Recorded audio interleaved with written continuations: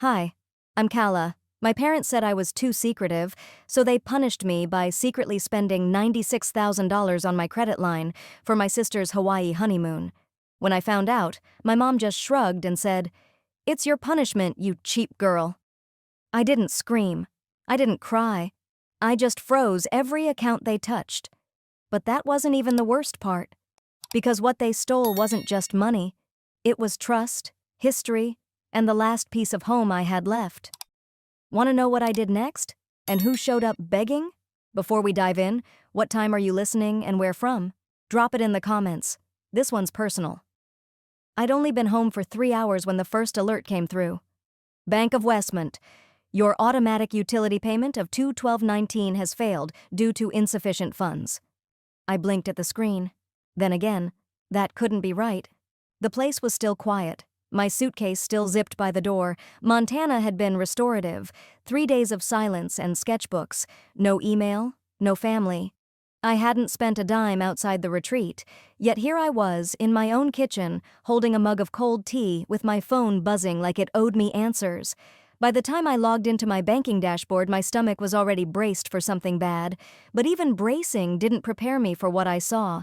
A string of charges, a blur of dates, room service, spa, helicopter tour, Hawaii, and at the bottom, $96,437, $12, all billed to my gold business card, a card I hadn't used in nearly a year, a card that, as far as I knew, still lived in my home safe.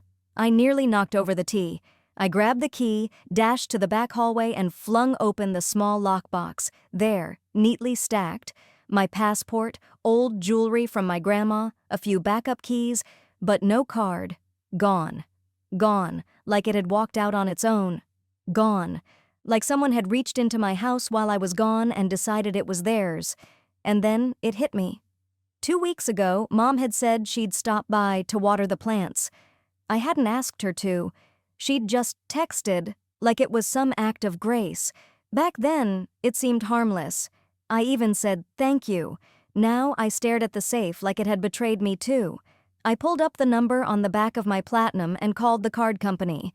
"Hi, this is Kala Elridge. I need to report unauthorized charges on one of my accounts."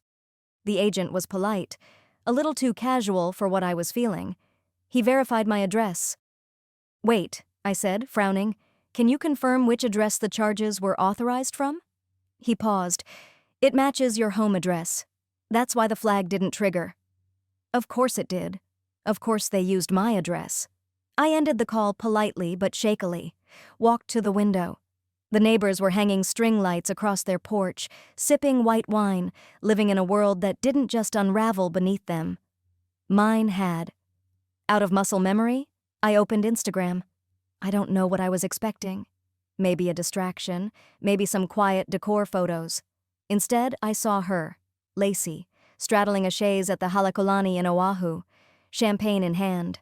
"Family time in paradise," the caption read. I tapped. Next photo. Mom smiling beneath a massage cabana, then Dad, midair in a parasail, legs dangling like some carefree retiree. And me? I was tagged. I was tagged. It was my card, my money, my name. But I hadn't been there. I hadn't even been told. I stared at that screen for so long, the sun outside faded. By the time I moved again, the room had darkened, shadows stretching like guilt. I drove, didn't even grab a coat. My parents lived 22 minutes away. I barely remember the road, just the blur of headlights, the growing buzz in my chest, the numbness in my fingers. When I pulled into their driveway, the porch light flicked on, automatic. But nothing about this felt routine. Mom opened the door like she'd been expecting a package, not me. "Kala," she said, voice flat. "You should have called." I stepped inside. No hug, no "how was your trip?" Just the same dull beige living room where I'd once been told not to make a scene. "You took my card," I said. She blinked. "It was never just yours." "That's not how credit works." "Well, if we're being technical," she sighed, "your father and I gave you everything growing up. It's only fair you give back." "By letting you charge $96,000 without telling me?" Her lips twitched. "You wouldn't have understood." My voice cracked. "Try me." You always hold on to things, secrets, grudges. You made us feel like strangers. So maybe we thought, maybe you needed a little nudge, a reason to be part of this family again. Consider it a correction. You call this a correction? I said. This is theft. That word made her flinch, just a little. She turned her back and muttered, You're so dramatic, just like your aunt. And then, You always made us feel poor, like your little job made you better than us. I design homes, I said quietly, not palaces in Oahu. Dad walked in then, not a word, just a glance between us, then down at the carpet. He looked at me once, opened his mouth, then closed it. The silence cut deeper than anything Mom said. Then came the icing. Lacey appeared at the top of the stairs, barefoot, glowing. Hey, sis, she grinned. How's Montana? Oh, wait, don't answer. I already saw the photos. Looked boring. She sipped from a wine glass. Anyway, thanks for the trip. You've got great taste in resorts. I stared at her, and for the first time, I didn't feel heat or rage or even betrayal. I felt nothing. I turned, walked out. The drive home was silent. I didn't even turn on the radio. About 5 minutes from my place, I reached into the glove box for a tissue, and my fingers hit something. A small box. White. Worn. I hadn't seen it in years. Inside was a card, birthday, maybe 7 or 8 years old. No signature, no note, just 3 words. Maybe next year. It had hurt back then. Now, it felt like a thesis. When I got home, I didn't cry. I didn't scream. I turned on the lamp, logged into my dashboard. I whispered, let's see how they survive without my silence. The moment I pressed send, don't regret it later. Too late. I felt something shift in my chest. Not exactly peace, but clarity. I turned off my phone, dropped it face down on the kitchen counter, and sat still for a few seconds, letting the silence settle in like dust after demolition. Then I moved.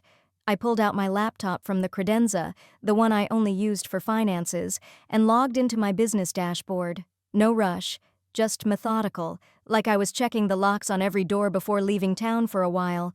I disabled the secondary gold card completely, canceled every auto link tied to it. Then I took it a step further, locked the Joint Wire Transfer Authority, updated all recovery access codes, and turned on 2-factor authentication with my private secure line. I wasn't just cutting them off. I was reclaiming what they assumed was theirs. That card, my card, was never meant for spa days and champagne in Maui. It was supposed to be a safety net. Years ago, after my father's mild stroke, Mom had called me crying, said she worried about what would happen if something happened to them while I was away for work. She asked me to link one of my business cards to their household accounts, just in case, she'd said, for rent, for groceries, for meds. Only you could do this right, honey. And back then, I believed her. So I set it up, because no matter how cold she ran sometimes, I thought caring was just messy in our family, not absent. But I left a breadcrumb trail of every transaction. Every authorization had to ping back to me, even if they didn't know it. I stared at the frozen account. The balance had been cleared down to $211 before I cut the cord. Only you could do this right. The words circled in my mind like smoke around a candle flame. I hadn't thought about that moment in a long time. The way she held my face, eyes glassy, voice trembling. You're the only one we trust, Calla. That line hits different when you realize trust was never the issue. It was entitlement. It was around 4:30 when the bank called. I let it ring twice before answering. This is Calla. Hi, this is Denise with Capital Financial. Just confirming, you initiated the full freeze on the gold business card ending in 8391? I did. There was a pause, a click. Then her voice lowered slightly. Ma'am, we've had 17 declined transactions since the freeze. Do you want us to continue rejecting? I didn't hesitate. Absolutely. Let it all bounce. Understood. For your records, they attempted salon payments, a Porsche lease, and 3 separate mobile plans, one of them under the name Lacey G. I swallowed a dry laugh. Keep declining. It was petty, maybe, but it was also just the first ripple. I closed my laptop and poured myself a glass of water, watching the golden light begin to fade through the blinds. Outside, everything looked calm. Maple trees barely swaying, my neighbor's dog curled up by the fence. You wouldn't know a storm had started. I waited until night fell before turning my phone back on. The screen lit up like a siren. 26 missed calls, 12 voicemails, 8 texts from my father, most of them variations of, "Call me when you can." But it was the voice notes from my mother that I opened first. "Calla," her voice hissed through static, "you didn't have to make this dramatic. We are family. Do you understand what you're doing? Lacey has kids. You're jeopardizing their stability, all over a misunderstanding." She paused. Then, in a lower voice, one she probably thought sounded softer, "I know we've had tension, but this is cruel. You're better than this." No, I thought, I'm just not cheaper than this. I saved the voice messages, one by one. My hand didn't shake. My eyes didn't burn. I'd cried enough over years of being the designated afterthought, the family backup plan, the one they remembered only when it was time to clean up or pay up. I didn't write back. Not at first. I drafted 4 responses, deleted all of them, but I wasn't done. Instead, I attached a PDF, just under 2 megabytes, titled Summary of Unauthorized Charges, $96,437.22 USD. I wrote one sentence beneath it. The bank suggested I file a fraud claim. Should I? I hit send and exhaled. Not a dramatic sigh, not a shaky breath, just release. The kind that comes when you finally tell the truth without asking for anyone's permission. An hour passed. Nothing. Then, as I was folding laundry in the living room, the porch sensor light flicked on. Footsteps. Hesitant, then heavier. A rustle of cellophane. I peeked through the peephole, and there she was, Caroline, my mother, holding a bouquet of grocery store flowers and a smile so fake it made my skin itch. She rang the bell, knocked once, then started pounding. "Calla," she sang out, voice syrupy, "let's not drag this out. You're being emotional. We just need to talk." Her smile didn't reach her eyes, and that's when I knew. She wasn't sorry. She was scared. That night, Mom showed up, banging on my door, holding a bouquet from the grocery store and a smile that looked like it might crack under its own weight. I didn't flinch. I didn't even look through the peephole. I already knew who it was. "Calla, sweetie," she called through the door, her voice high and sugary like fake syrup. "I thought maybe we could talk. I brought your favorite lilies." I opened the door halfway, just enough for her to see my face and the chain still latched. "You don't have to do this," she added quickly, eyes darting to the hallway like she was checking for an audience. "Families borrow. That's how we survive." I met her gaze, steady. "I'm not your backup plan." Her grin faltered. That phrase must have landed deeper than she expected. Or maybe, just maybe, she knew it was true. I stepped outside, shut the door behind me, and turned the lock with a firm, final click. The sound was louder than it should have been in the quiet hallway. She blinked at the closed door, then turned to me as I stood just a few feet away, barefoot, calm, arms folded. "You're overreacting," she said, clutching the flowers like they were proof of goodwill. "You always take things too far." That line. Always that line. Somewhere in my chest, the slow burn reignited. Not rage, just tired clarity. I took a slow breath, then another. Steady. "Funny," I said. "How too far is what you call boundaries." She sighed heavily, letting the bouquet drop to her side. "Calla, you're not married. You don't have kids. You have a good job. What else are we supposed to do? Lacey's got her hands full. The kids need internet. Your father needs his medication." I raised my eyebrows. "So, I'm just a walking wallet?" She didn't answer, just looked at me, lips pressed tight. But I caught it. The faintest flicker of resentment in her eyes, the kind that said, "You were supposed to keep funding this family machine quietly." Across the hall, the neighbor's door cracked open. Mrs. Leonard peeked out, her nightrobe still wrapped in a towel from coloring her hair. She didn't say anything, just watched. Mom saw her too and immediately lowered her voice. "This isn't the place. Let's go inside. Talk like adults." "No," I said. "You wanted public? Let's stay right here." There was a long pause. I reached into the folder I'd tucked behind my back and handed Mom a plain white envelope. She hesitated. What is this? Just a little something for the record. She opened it slowly. Her fingers trembled. Inside was a spreadsheet, printed on thick paper, color-coded, every entry labeled. Utilities, lease payments, salon memberships, even Lacey's iCloud family plan and the payments for a designer stroller. All from one card, my card. Then a business card, my lawyer's. And finally, a neon yellow sticky note in my handwriting. If you call me cheap again, be ready to explain this in court. She went pale. For a split second, I was 8 again, standing in our living room, trying to hold back tears after Lacey knocked over Mom's antique vase during one of her tantrums. I remembered the way Mom had turned to me, not her. "Calla," she'd said sharply, "just say sorry and stop being cheap about things. It's just a vase." Back then, I didn't know what it meant, but it stuck. It followed me through every family holiday, every skipped birthday call, every time I covered someone else's tab and got nothing but a passing thank you. Mom's voice cracked through the memory. "I didn't mean it like that back then. You know how things get said." I said nothing. She tried again. "You're acting like we stole from you. We're family." "No," I said quietly. "You're acting like family means I should have no boundaries. That's not love. That's dependency dressed up in guilt." Mrs. Leonard cleared her throat softly, then pulled her door shut. The silence hung between us. "I haven't filed anything yet," I added, watching her eyes flicker with a new kind of panic. "But the bank said I'd have a solid case if I do. Every charge is traceable. Every favor, you called it, documented. This was never help. It was exploitation." She opened her mouth again, but no sound came. The paper in her hands began to crumple. I turned without another word and walked back toward my door.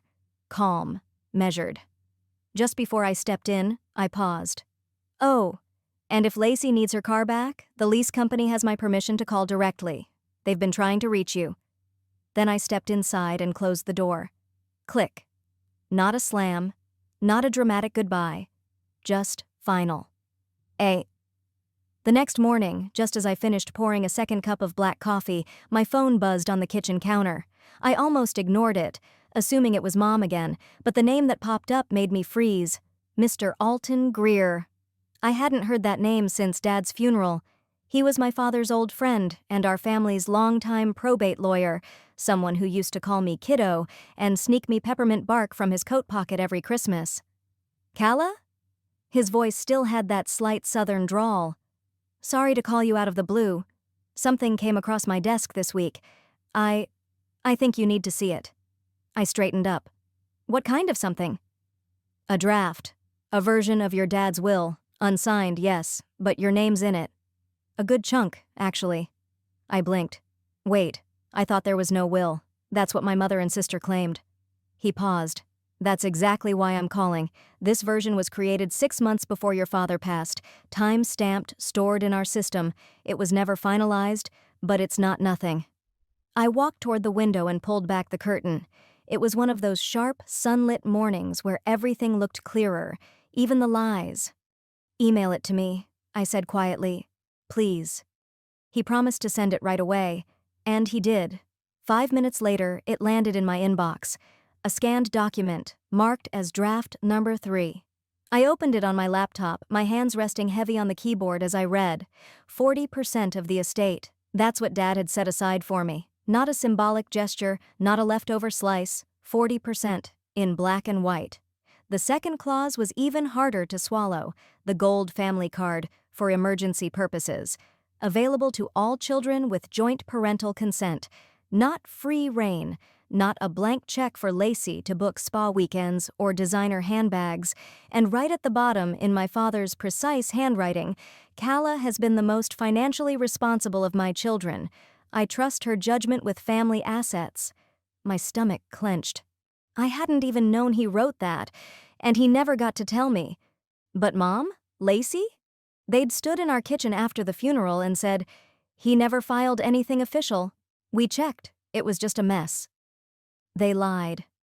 I leaned back in my chair, letting the weight of the betrayal sink in. Not just the money, not even the manipulation. It was the silencing. The years of erasing my place in this family, slowly, strategically. My mind drifted back to the funeral. I hadn't let myself think about that day in a long time. Lacey had sobbed so loudly, it felt more like a performance than grief. Her cries were dramatic, chest-heaving, drawing looks from every corner of the chapel. And Mom, Caroline, she stood tall, giving a rehearsed eulogy about Elias Granger as if she'd adored every inch of his soul. About how he loved family more than life, while I sat there in the second row, quietly holding the photo Dad and I had taken in Yellowstone just 2 years prior. When I stood up to say something, just a few honest words about him, Mom touched my wrist and whispered through clenched teeth, "Not now. You're just going to upset people." I remember how I froze, not because I agreed, but because in that moment, I realized they didn't want my truth. They wanted a version of Dad they could spin into a story without me in it. That was the day something in me started to shut down. Now staring at this draft will, that moment burned brighter than ever. I didn't call them, I didn't scream, I didn't march over with accusations. I just reopened my budgeting spreadsheet. Yes, I still keep track of every dollar. And I added a new tab, Gold Card Transactions. For the next hour, I went through every monthly statement I had access to. They'd assumed I wasn't watching, that I was still the quiet one who'd let things slide. But I wasn't that girl anymore. I flagged purchases, hotel stays, plane tickets, a diamond bracelet from a boutique in San Diego, and then one charge caught my eye. Four Seasons Resort Oahu. I booked under Calla v. Granger. I hadn't been to Hawaii since college. I squinted at the date, just 4 months after Dad passed. 3 rooms, ocean view, spa services, meals billed to the room. I opened my photo app, scanned back to that month. Nothing. I'd been in Chicago, at a tech conference, and yet someone had used my full name, my credit link, my father's death, to take a beach vacation. I texted Mr. Greer right then. If we can prove they suppressed this will, and someone used my identity, does that change anything? His reply came almost instantly. If assets haven't been fully dispersed and we can establish misrepresentation or forgery, then yes, everything changes. My hands were steady now. I forwarded him the spreadsheet I'd built, every questionable charge labeled and categorized. Then I clicked on the resort's website. My pulse was calm, not cold, as I selected a flight for tomorrow. No one knew I was going. Not my mother, not my sister, not even my co-workers. This wasn't revenge. This was reclamation. I stepped off the plane with nothing but a shoulder bag and the quiet knowledge that something inside me had changed. I wasn't here for vacation. I wasn't here for closure. I was here for clarity. The warm air hit me like a memory, humid, fragrant, deceptively soft. A place like this was meant for rest, escape, luxury, and yet every footstep I took through the open-air terminal reminded me of how my name, my identity, had been weaponized behind my back. I didn't waste time. A short taxi ride later, I stood in front of the Four Seasons Oahu, staring up at the very hotel that had billed me nearly $10,000. I walked through the entrance slowly, as if stepping into a house someone else had built with my keys.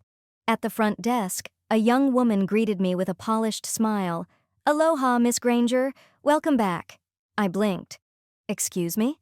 She tilted her head, then gestured to the screen. "We have you in the system already. VIP status. Would you like a glass of our hibiscus welcome tea while we check you in?" I couldn't decide if I felt dizzy or insulted. I accepted the tea. "We have you in our signature ocean view suite," she continued, typing swiftly. "The same room as your last stay, booked with luxury spa credit, children's activities, and private pool access." My grip on the cup tightened. "And the name on that reservation?" She pointed to the monitor. Calla v. Granger. Full payment processed through our concierge platform. Would you like me to resend the confirmation email? I nodded, lips pressed together. She assumed I had forgotten, that this was a return trip, that I was the woman who'd sipped Mai Tais here 4 months ago while my card took the hit. But I wasn't. They led me to the room with care. Every staff member I passed smiled like they knew me. One even waved and said, "Welcome back, Miss Granger. Your kids looked like they had a blast last time." I didn't respond. Inside the suite, the view opened like a postcard. Blue waves, sun-drenched lounge chairs, swaying palms. There was a beach tote hanging on the hook by the door, branded with the resort's logo. A complimentary gift for returning guests. The irony made my stomach turn. I sat on the edge of the bed, took out my laptop, and pulled up my notes. I opened my encrypted folder titled Legal Hold and started documenting everything: dates, charges, room details. Then I called the front desk and asked to speak with the manager. He arrived 10 minutes later, crisp polo shirt, clipboard in hand. "Miss Granger, so nice to meet you again. How can I assist?" I didn't waste time. "Can you walk me through the billing history from the last reservation under my name?" He looked surprised but professional.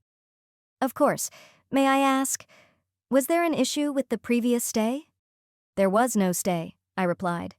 "Not by me." His smile faded. "I see. Give me a moment." He returned with a printed folder.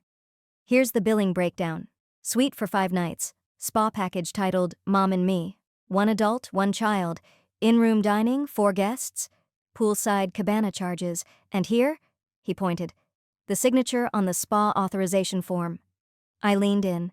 The handwriting was unmistakable. Lacy. I didn't say anything at first, just breathed in slow, letting the waves outside fill the silence. Then I asked the next question carefully. "Do you happen to retain security footage from that week?" He hesitated. "We do, but it's not something we release without legal cause." "Understood," I said. "Would you be willing to review it, just to confirm who actually used this room?" He agreed. While he left to consult with security, I scrolled through old voicemail messages on my phone, most I'd never listened to. I'd ignored them that week after the funeral. Too raw, too drained. Then I heard it. "Hey, Cal. Hope you're doing okay. I know things have been heavy. Just wanted you to know I love you, and I'm thinking about you. Talk soon, okay?" Lacey's voice, soft, sweet, sent the very day she was lounging poolside under my name. I stared at the phone like it might apologize. 10 minutes later, the manager returned with a discreet knock. "We checked the footage," he said quietly. "Your sister and her family were on the property. Poolside, spa, multiple amenities, all linked to your account." I stood up slowly. "I'd like all the receipts emailed to me, including the signature scans. And please note this for record, I'm filing a financial fraud complaint." "Yes, ma'am," he said, voice lower now. "Would you like us to flag your profile to prevent future usage?" "Immediately." Back inside the room, I logged into the resort Wi-Fi and canceled the open card. Then I saved every document, labeled each file by category. I even downloaded the voicemail and attached it to the folder, evidence, not emotion. I sat back and exhaled. People think silence means surrender. That being the quiet one makes you soft, forgettable, but silence can be strategic. I'd been called invisible, passive, too sensitive. But right now, I was a file folder away from burning the lies down, and I wasn't raising my voice to do it. As I zipped my bag to leave, a bellboy approached with a small package. "Miss Granger," he said, holding it out, "your family left this at the front desk after checkout. Said it was for you." I took it warily. Inside the cloth gift bag, a folded note in familiar cursive and a wrinkled receipt. The note said, "Mom said you'd understand." And beneath it, a receipt for a $9,800 jewelry store charge, paid in full, on my father's memorial card. For a second, I couldn't move, couldn't breathe. They hadn't just stolen a vacation, they'd stolen dignity, memory, identity, and now, they were trying to leave me with the tip. I didn't go home, not right away. After landing back in Seattle, I went straight from the airport to the bank, my coat still damp from the plane's condensation, my shoes echoing on the marble floor as I walked in with the packet of evidence tucked under my arm. It was early, barely past opening hours, but I couldn't wait. A young associate greeted me with a chipper, "How can I help you today?" I handed her the folder. "I need to speak with someone from the fraud division. This is urgent. I have full documentation, charges, signatures, and proof the card was used without my consent." She flipped the folder open, and her smile faltered slightly. "Let me get someone from upstairs." 10 minutes later, I was in a small glass-walled office, seated across from a man in a navy vest who introduced himself as Marcus. He took his time reviewing the paperwork, eyes scanning each receipt, each printed screenshot from the hotel's cameras, each email I had forwarded. I sat quietly, not because I had nothing to say, but because silence had become my sharpest tool. "I can't imagine how frustrating this must be," Marcus finally said. "And you're saying the individuals who used this card were family?" I nodded. "My parents, my sister, her children. They used my name, my credit, my father's memorial card. They didn't even ask." Marcus exhaled. "We'll get this escalated. You'll receive a fraud claim ID within 24 hours, and we'll launch a formal investigation." "Good," I said, then paused. "Also, I want to cancel that card and freeze any shared accounts I still have. Checking, savings, any lingering family trust links, all of it." He looked up. "Are you sure? That might affect joint access?" "I'm sure. And I need to update all my passwords. I'd like to schedule a full financial lockdown. Today." It took 2 hours, but when I walked out of that building, everything was different. The card was gone. My accounts were secure. The family trust I'd been tied to since I was 19 was frozen with a pending review. For the first time in years, I felt like I owned my name again. I got home around noon. The apartment was quiet, just the soft hum of the fridge and the comforting creak of floorboards under familiar weight. I put my bag down, made tea, and sat by the window with my laptop on my knees. By the time I opened my phone again, it had already begun. First, the buzzing, then the notification flurry. "Lacey, what are you doing? You froze the accounts? Are you serious right now?" Then my mom, "Calla, we need to talk." "You think punishing us makes you better? That's not love, sweetie." And then my brother, who hadn't said a word to me in months. "You're acting like a child. Grow up. This is embarrassing." I stared at the screen for a while, didn't type anything back, just muted the thread. By late afternoon, the phone rang again. A call from Mom. I let it buzz once, twice. Then I picked up. Her voice came through like syrup at first, sweet and slow. "Hi, honey. I was hoping we could talk. There seems to be a misunderstanding." "There's no misunderstanding," I said, cutting in quietly. "You used me. Again. You didn't ask. You didn't warn me. You didn't care." Her tone snapped. "Oh, come on, Calla. It was just a little help for your sister. You weren't even using the card. Why are you being so dramatic and selfish?" "Selfish?" I repeated, still staring out the window. "You know I worked 3 jobs in college to pay off that card? I skipped birthdays. I didn't travel. I built credit while everyone else was drinking in Cancun." "You always keep secrets," she hissed. "You hoard money. You isolate. You've never truly been a part of this family." There it was. The real voice. The one she reserved for when kindness didn't get her what she wanted. "And now," she continued, voice sharpening, "you're punishing us? Like some bitter, cheap little girl who can't handle being second to her own sister?" I didn't yell. I didn't even flinch. I simply said, "Goodbye, Mom," and ended the call. The silence afterward wasn't peaceful. It was surgical. I sat there for a moment staring at nothing before logging into my personal trust portal. I remembered there was a clause, a legal one I'd skimmed past before, one that said once I reached 30, the trustee role shifted and I could elect to sever all guardianship links. I was 32. I clicked through the forms, initiated the request, set everything in motion with the same calm, cold efficiency my family used to erase boundaries. I wasn't going to argue anymore. It was evening now. The sun dipped behind the skyline. I stood up, stretched my legs, poured another cup of tea. Just as I brought the mug to my lips, my phone lit up again. This time, a banking app notification. Withdrawal attempt denied. Account frozen. Then, almost immediately after, a voicemail pinged in. Lacey's voice. Broken. Frantic. "Calla, what did you do? We're stuck at the airport. The kids are crying. We can't get a car or a hotel. Everything's been declined. We have nothing. Please, just call me. Please." I didn't move. The cup of tea in my hand was still warm, the lamp beside me casting a gentle glow across the room. I was alone, but not lonely. I played the voicemail again, and this time I smiled. I played that voicemail again. And this time, I smiled. Not out of cruelty, but out of something colder, cleaner, the kind of clarity that comes when every bridge behind you has burned and the smoke finally clears. I set my phone down, screen still glowing with Lacey's missed call. Then I powered it off. For the first time in what felt like a decade, there was stillness. No buzzing, no dings, no guilt-laced text bubbles, no one asking for a quick loan or to put it on your card, sweetie, you're doing so well. Just the faint hum of my apartment heater and the soft tap of rain against the window. I put on my coat and stepped outside. Pike Place smelled of salt and roasted coffee.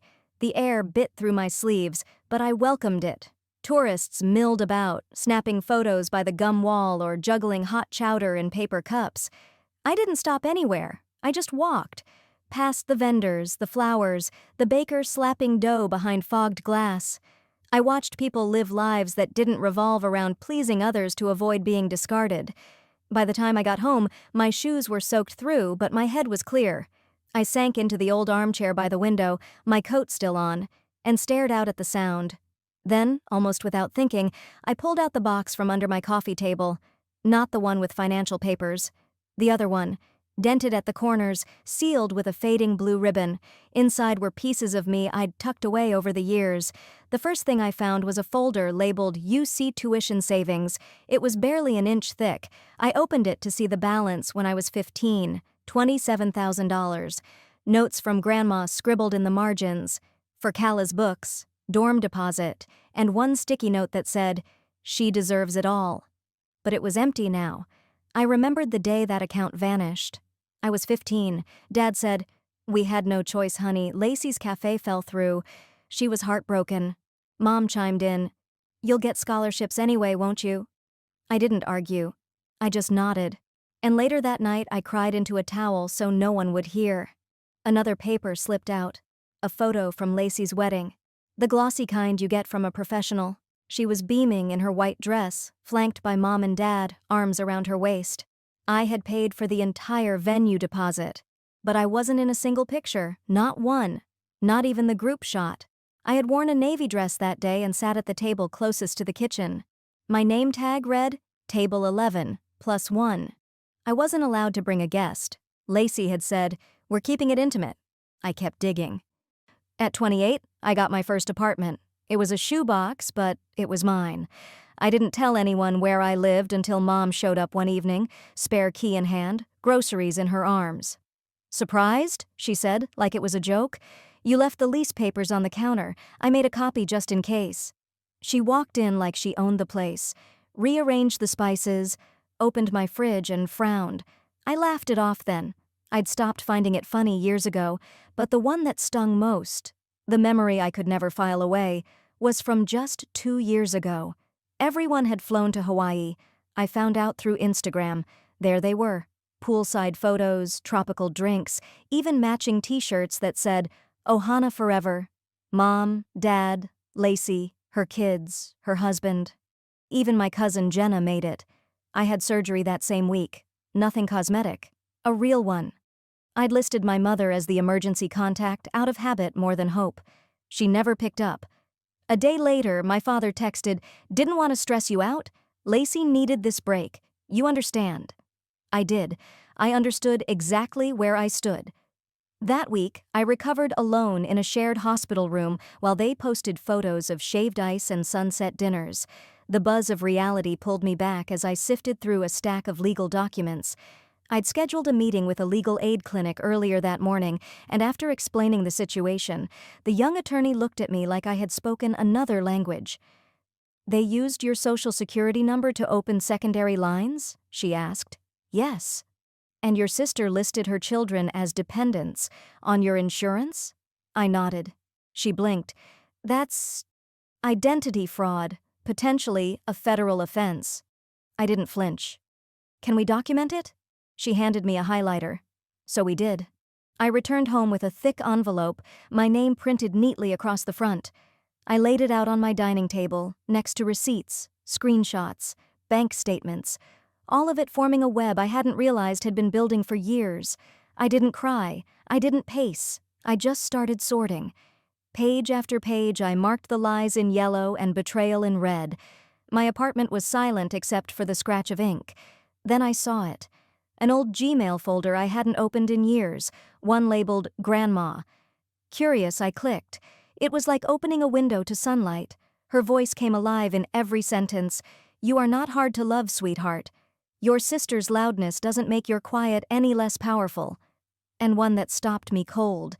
"You don't owe your light to anyone who tries to dim it." I read that one 3 times. Grandma had been the only one who saw me, the real me. We used to bake lemon bars in her kitchen.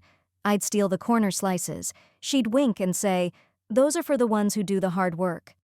Tears pricked my eyes then, not out of pain, but from remembering what it felt like to be loved without condition. At the bottom of the folder there was a scanned PDF. Inheritance clauses, private. I opened it. What I found wasn't just legalese, it was protection. A clause buried halfway down, in Grandma's neat, precise language. In the event that a named beneficiary demonstrates behavior of financial abuse, coercion, or exploitation, a secondary heir may be granted full allocation, pending documentation and proof. She named me, not Lacey, not Mom, me, a fallback plan, for if they ever showed who they really were. I sat in that silence a long time, long after the rain stopped. Then I picked up my phone, reopened my voicemail. Lacey's voice, still crying, still pleading. I hit replay one more time, and as the final seconds played out, I pressed the contact button for Grandma's attorney, the one listed at the bottom of the inheritance document. The phone rang. When the receptionist answered, I said just 3 words, "I'll activate it." I ended the call and sat still for a moment, staring at the corner of my coffee table. The hum of my refrigerator was the only sound in the apartment. Outside, a fog had started rolling in off the sound, swallowing the edge of the skyline. I stood up slowly, rolled my shoulders back, and reached for the manila folder that had been sitting on my bookshelf for days now. This was it. The next morning, I found myself in a quiet, unassuming office building in the University District. I took the elevator to the 3rd floor, where a small brass plaque read, "Klein and Martin, Financial Law." A woman in her 60s, with soft curls and navy glasses, greeted me in the lobby. "You must be Calla. I'm Marianne." Her voice was steady, not warm, but not cold either. She was the kind of woman who'd seen too many people come in battered and leave a little less broken. We sat across from each other in a conference room lined with filing cabinets and framed certificates.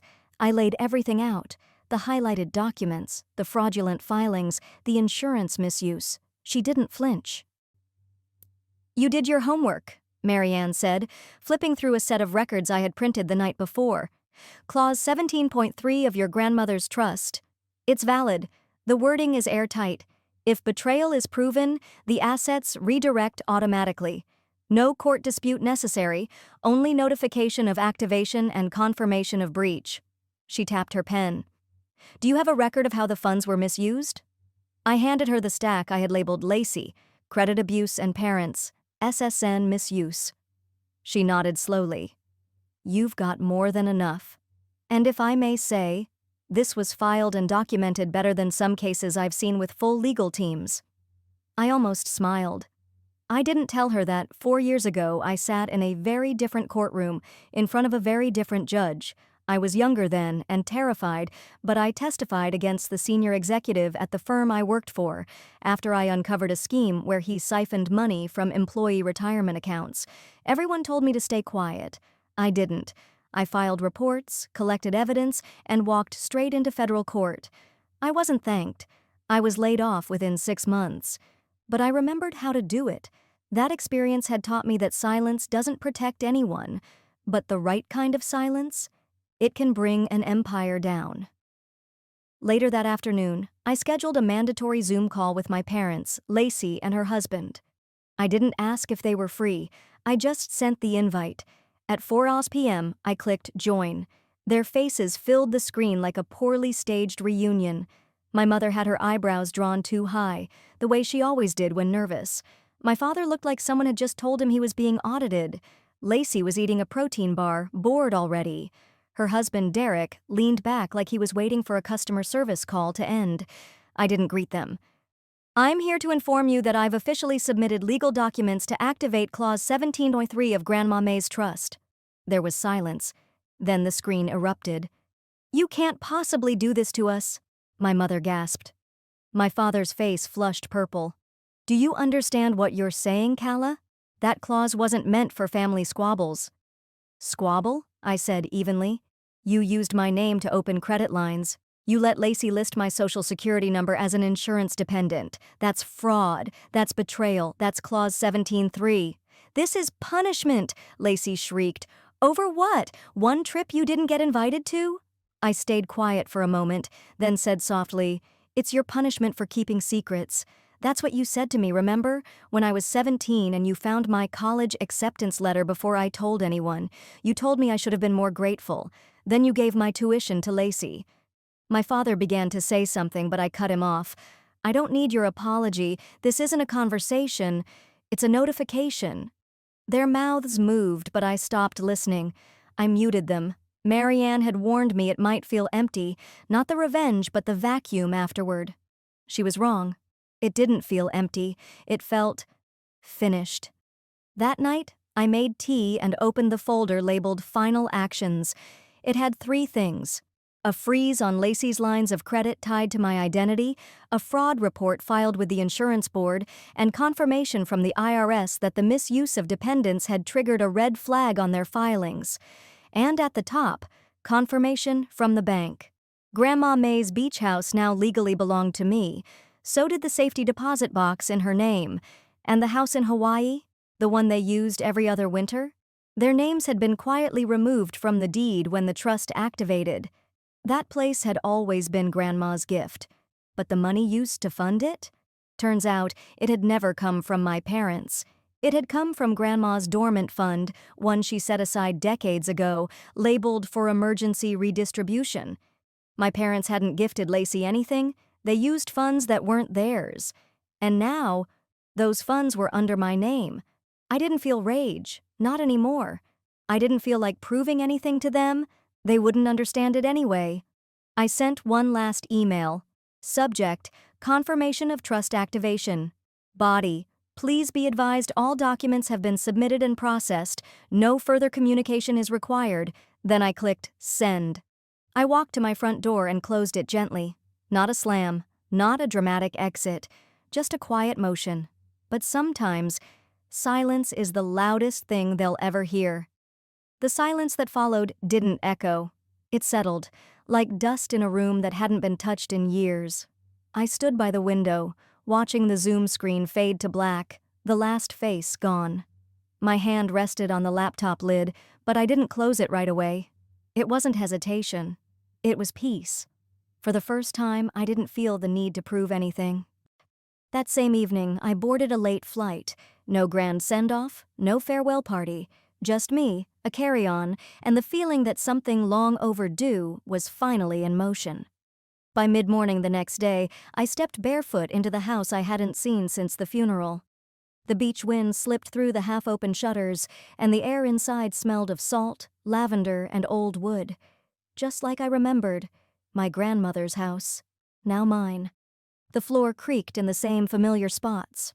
I let my toes sink into the old woven rug by the window seat, the one where I used to curl up with library books as a kid, while Grandma May sipped lemon tea. Outside, the tide was pulling in slow and steady. Inside, it felt like the house had exhaled. I didn't feel triumphant, just rooted, like this place had waited, quietly, for me. In the back bedroom, where the morning light always spilled across the bed, I opened her sewing chest. I wasn't sure why, maybe habit, maybe something deeper. Inside, among spools of thread and a thimble still rusting at the edge, was a folded piece of stationery. To whoever is still standing, the front read. My throat caught. I unfolded the letter, careful not to smudge her cursive. Her words weren't long, but they felt like they'd waited years for me. If the kindest one ends up alone, make sure she knows she wasn't forgotten. She was protected. I didn't cry, not then. Instead, I sat on the edge of the bed, letter in hand, and let the silence speak again. All those years thinking I'd been invisible, when really someone had just been keeping watch quietly. She knew. She always knew. By early afternoon, I'd unpacked only what I needed: one suitcase, a kettle, my laptop. The rest could wait. I was slicing a lemon in the kitchen when the intercom at the gate buzzed. I walked to the screen, not expecting anyone. My heart didn't race. It slowed. It was my father, alone. No suit jacket, no flowers, just a worn manila folder tucked under his arm. He looked older than I remembered, thinner around the shoulders, gray creeping further into his hairline. His tie was loosened, like it had been a long drive. I stepped out and opened the gate part way. "You came all this way?" He cleared his throat. "We lost our pensions. The IRS. They're holding everything. Lacey's accounts, too." I nodded slowly. "I figured they would." He shifted his weight. "I'm not here to fight." "No," I said quietly. "You're here for relief, not for an apology. There's a difference." That landed. His mouth moved like he wanted to argue, but didn't. There was a pause. He extended the folder slightly. "Just documents. In case." I didn't take them. Instead, I looked him in the eye and said evenly, "If you ever need to speak to me again, it'll be through counsel." He looked at the porch rail, not at me, but he didn't protest. "And if Lacey contacts me again, I'll move forward with pressing criminal charges." His jaw tightened, then dropped. "I don't hate you," I added, not out of mercy, but clarity. "But I don't owe you access to me, not anymore." For a long second, he didn't move. Then he turned around without another word and walked back to his car. He didn't even look over his shoulder. I didn't slam the gate, I just let it shut behind him. Soft. Final. That night, the beach was quiet except for the low hush of waves. I lit candles in the dining room, pulled out the simple dishes Grandma used for guests, and set the table, not for family, but for the people who had shown up when I had nothing. Sarah, the paralegal who'd stayed late with me to read trust language line by line. Raymond, my old supervisor who'd defended me during the workplace case. May, the barista from down the block in Seattle, who always gave me tea on the house when I looked tired. Even Mrs. Ellison, the neighbor who once left a basket of cookies with a note that read, "I see you." It wasn't a large table, but it was full. We ate fresh bread, soft cheeses, and a big salad tossed with herbs from Grandma's old garden. I told a joke about the time I thought a sea urchin was a lost tennis ball. They laughed. I laughed. No one here was keeping score. No one here expected repayment. It wasn't the family I was born into, but it felt like one I could finally choose. Later that week, without telling anyone, I submitted a new application, a foundation, under Grandma May's name. Its sole purpose? Funding scholarships for girls like me, girls dismissed, doubted, and drowned out in their own homes. Smart girls, kind ones, the ones who stay quiet too long before they rise. No, I didn't get revenge. I got something better. I got to walk away without needing to be asked back. Have you ever had to choose between peace and family? What did you choose? And was it worth it? Tell me in the comments. I read everyone.